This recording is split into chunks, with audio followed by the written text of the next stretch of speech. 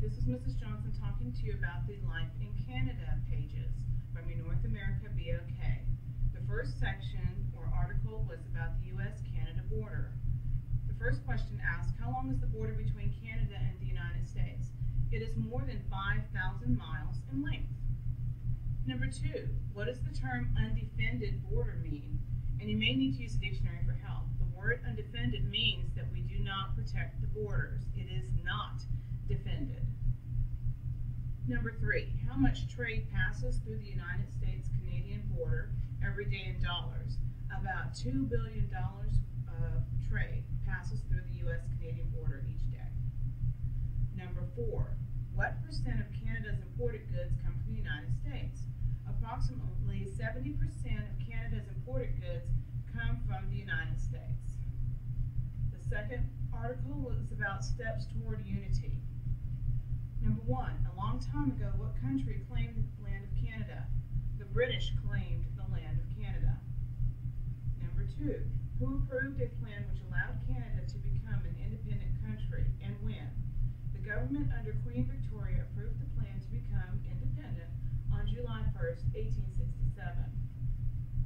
What was the last territory to become part of Canada? That was Nunavut, was the last territory to be added in 1999.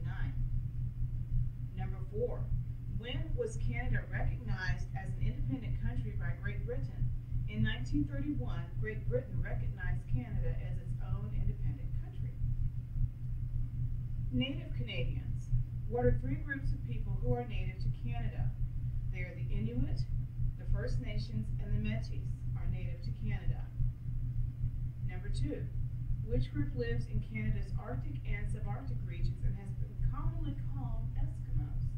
The Yupik and the Inupiat live in the same area as the Inuit. We now use the term Inuit to describe those first Americans. The next section, learning about Canada. How is the province of Quebec different from the rest of Canada? The language and traditions of most citizens of Quebec, also known as Quebecois, are French.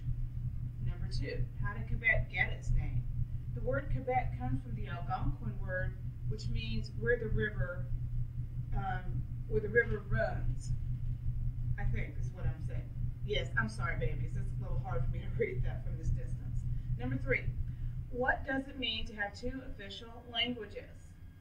All the laws are written in both languages, both English and French. All services must be offered and available in both English and French. Oh, I'm sorry, that Algonquin word means where the river narrows. There we go. Canada at a glance. This was this single sheet page that was full of actual information about Canada. Number 1, where does the word Canada come from? It is a Huron-Iroquois word for village or settlement, Canada. Number 2, how many provinces and territories are there in Canada? There are 10 provinces and 3 territories in Canada. Number 3, what was the first area to become a territory in Canada? That would be the Northwest Territories, became the first territory. Number 4, what are the official languages of Canada? They are English and French. Number 5, what form of government does Canada have? Canada has a constitutional monarchy, and the leader of the government is the Prime Minister in some aspects. Okay. The major industries of Canada include agriculture, energy, and fishing. Some sports that are played in Canada include ice hockey and lacrosse. Canada Day. What does Canada Day celebrate? It celebrates the country's birthday to celebrate their belonging to Great Britain. And when is it celebrated? On July 1st, just 3 days before we celebrate Independence Day here in the United States. Number 3, when did Canada adopt the red and white flag with the maple leaf as their official flag? They adopted the current flag in 1965. What is the name of Canada's national anthem song? O Canada. You'll hear that played when the Toronto Maple Leafs are playing or when the Toronto Blue Jays, the MLB team, are playing. Canada, daily life. How is life in Canada similar to the United States and how is it different? Some similarities. Their ancestry is traced back to Europeans for both countries.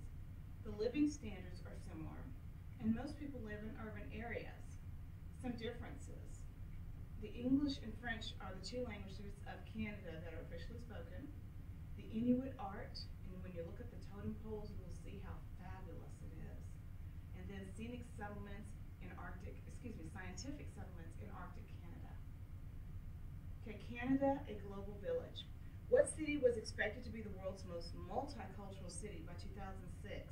That was supposed to be Toronto. Very multicultural city.